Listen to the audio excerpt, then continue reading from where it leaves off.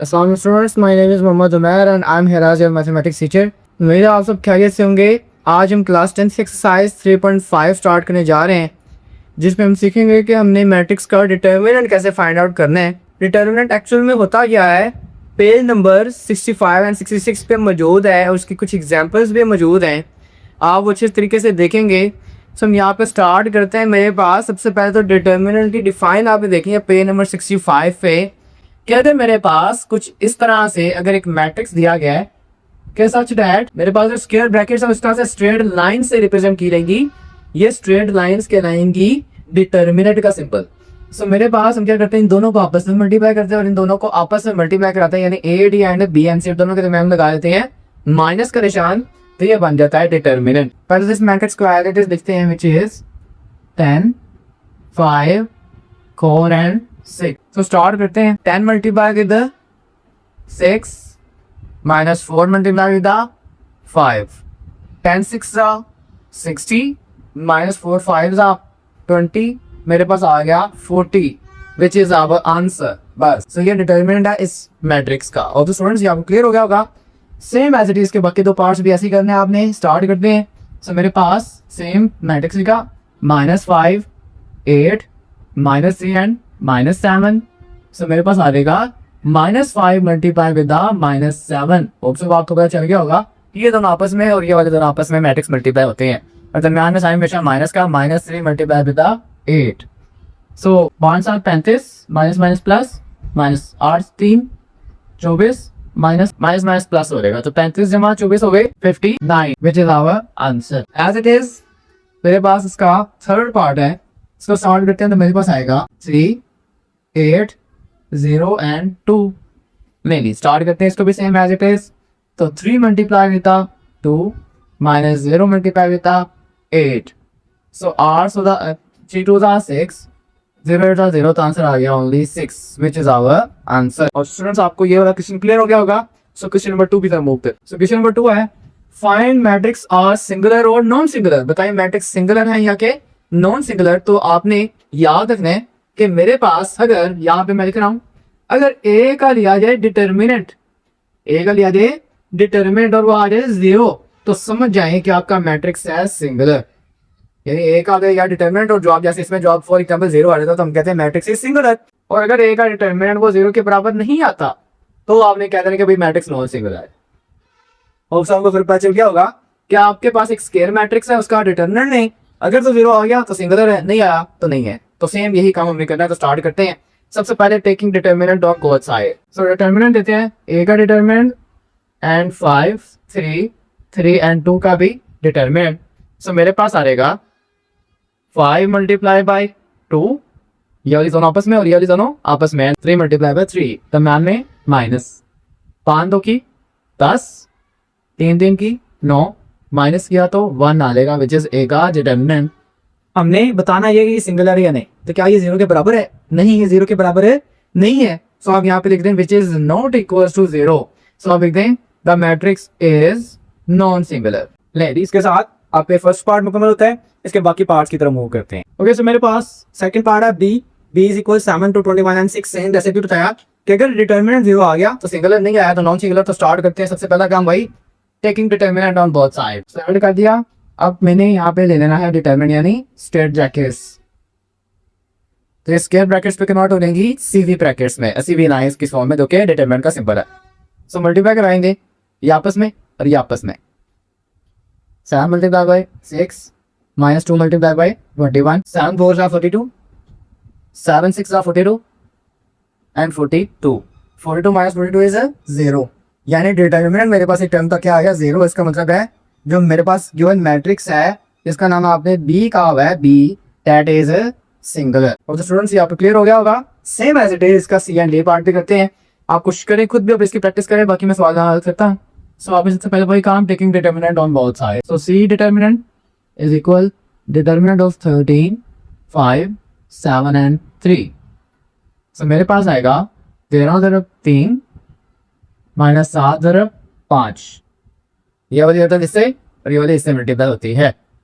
सो मेरे पास हो गया 39 माइनस 35। आंसर आया 4। यानी सी का डिटरमिनेंट 4 है, 0 नहीं है। और अगर ये 0 नहीं है इसका मतलब मैट्रिक्स इज नॉन सिंगुलर। सो लिखने के सी इज नॉन सिंगुलर। अब इसका पार्ट नंबर डी स्टार्ट करते हैं। सो मेरे पास अगेन वही काम, taking determinant on both side. So statement add कर दी डी एंड 2 0 0 0 का भी डिटरमिनेंट। सो मल्टीप्लाई करते हैं, 2 मल्टीप्लाई बाय 0 हो जाएगा ये से, और ये वाला इससे multiply, and minus 0 multiply by 0 हो जाएगा। 2 0 सा 0 माइनस 0 0 सा 0, तो आंसर क्या आया? 0 ही आ रहा है। इसका मतलब है कि जो मैट्रिक्स है वो 0 के इक्वल आ गया जिसका डिटरमिनेंट सो क्या बन जाता है? Singular. So D is a singular. और स्टूडेंट्स क्वेश्चन नंबर 2 आपको क्लियर होगा। क्वेश्चन नंबर 3 की तरफ मूव करते हैं। तो इसमें मेरे पास क्वेश्चन नंबर 3 है। उसने कहा फाइंड एक्स इफ ए और मैट्रिक्स दिया है इज सिंगुलर। उसने कहा मैट्रिक्स क्या है? सिंगुलर।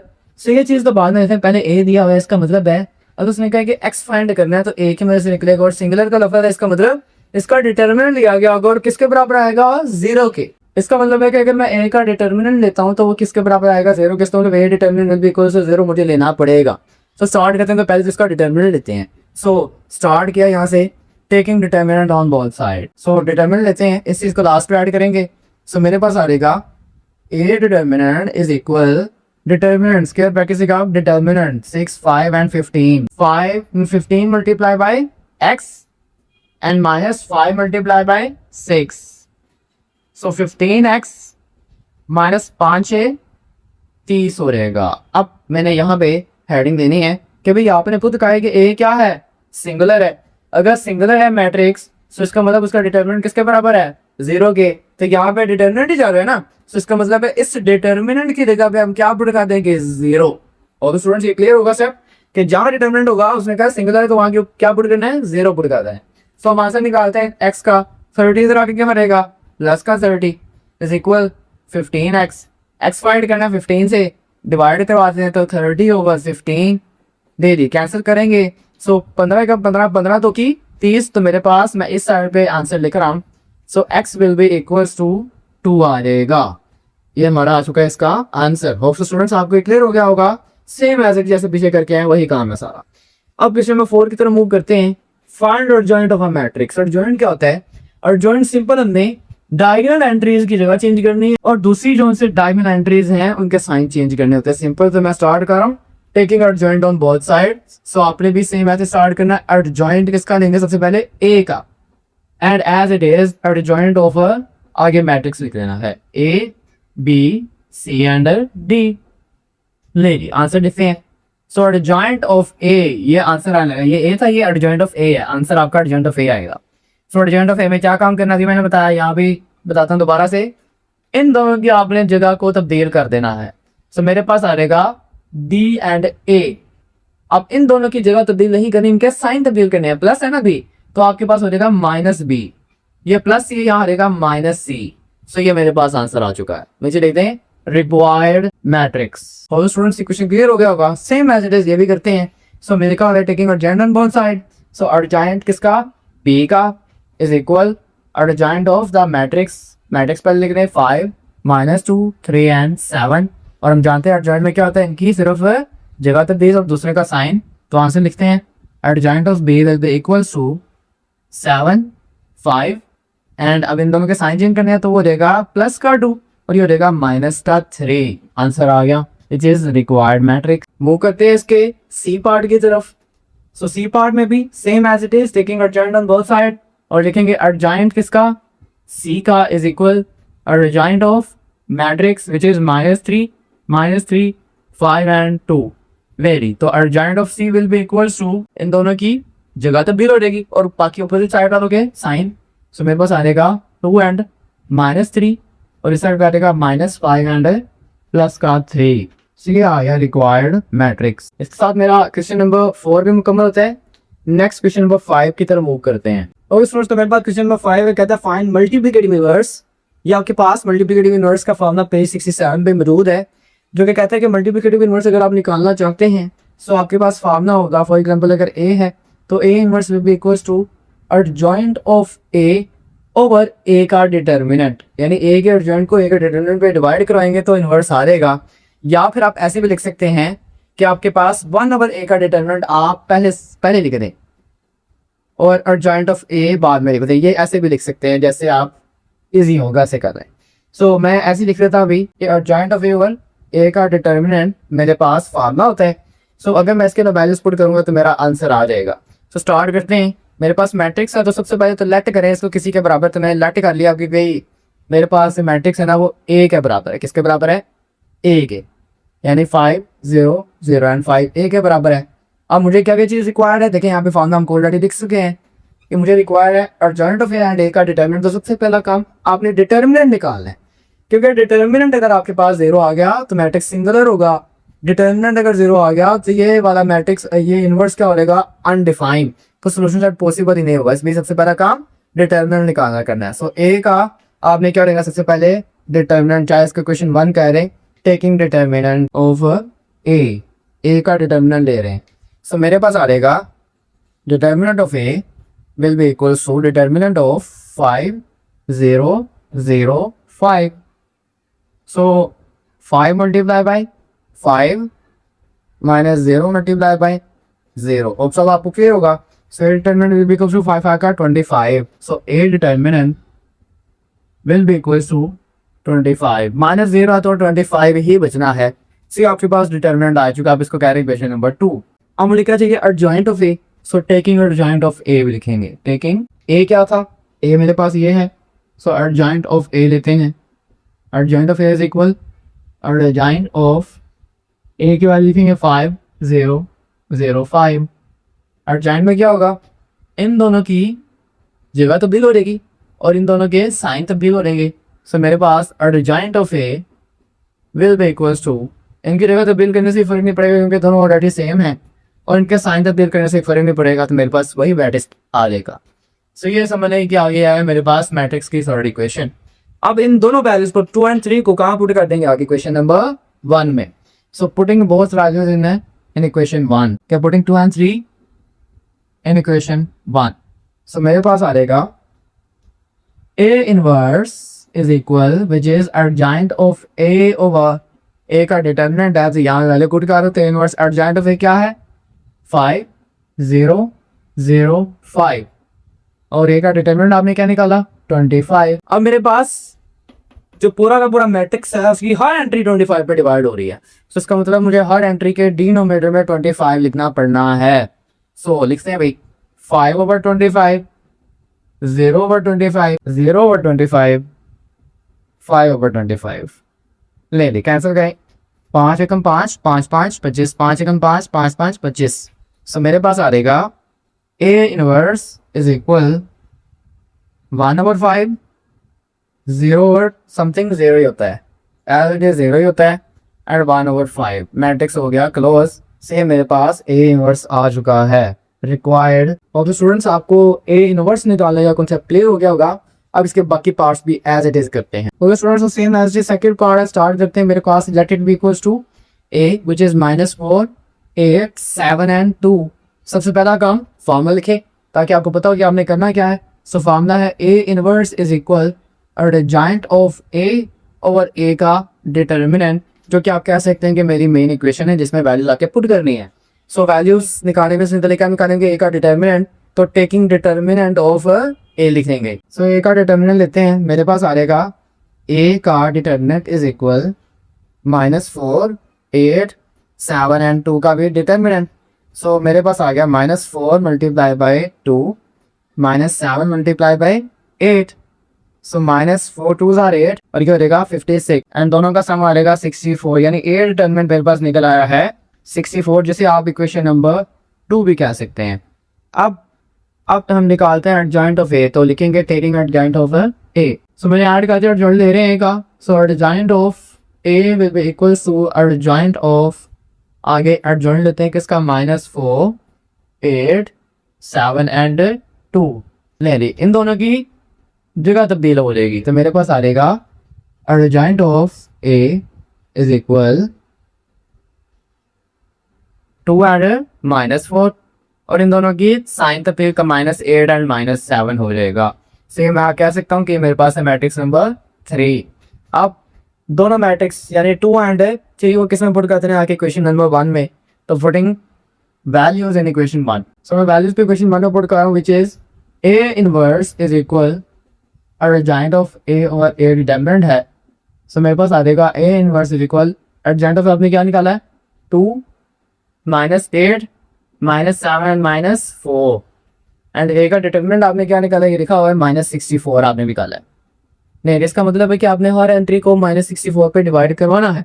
सो डिवाइड कराएं A inverse will be equals to -2/64 एक तरह से लगेगा क्योंकि -8 लगेगा, -8 ओवर -64 -7 और -64 -4 और -64 ले ली, कैंसिल कर देंगे तो जवाब आ जाएगा विच इज -2 1s are 2 तो 32. 8 पे कैंसिल करेंगे 8 1s are 8 8 8s are 64 आ जाएगा. 7 पे करेंगे तो ये आ जाएगा, माइनस से माइनस भी कैंसिल थे, माइनस खत्म हो गया, माइनस से माइनस कैंसिल. 7 और 64 एज इट इज कैंसिल नहीं हो पा रहे, माइनस से माइनस गया 4 के टेबल पे कैंसिल करता है, 4 1s are 4 4 1s are 4 4 6s are 24. तो ये मेरे पास आ चुका है आंसर. लास्ट कर देंगे रिक्वायर्ड मैट्रिक्स. अभी के पार्ट नंबर 3 की तरफ मूव करते हैं. अब स्टूडेंट्स मेरे पास पिछले नंबर 5 का थर्ड एंड फोर्थ पार्ट मैंने सोल्व किया है. आइए इसको समझते हैं. सो मेरे पास पिछले नंबर 5 का थर्ड पार्ट है जिसमें 48 एंड 5 एंड 2 मेरे पास मैट्रिक्स के अंदर एलिमेंट्स थे. तो हमने मल्टीप्लिकेटिव इनवर्स फाइंड करना, सेम वही काम, let it be equals to A और हम जाते हैं inverse is equal adjoint of ए और ए का डिटर्मिनेंट. तो ए का क्या देगा सबसे पहले डिटर्मिनेंट. सो ये मेरे पास जो स्क्वायर ब्रैकेट से कन्वर्ट हो जाएगी डिटर्मिनेंट के अंदर 40 multiply by 2 and 5 multiply by 8 होता है, हम जानते हैं. सो मेरे पास 42 था 80 एंड 5 8 था 40 आ जाएगा, यानी डिटर्मिनेंट आ गया 40 के.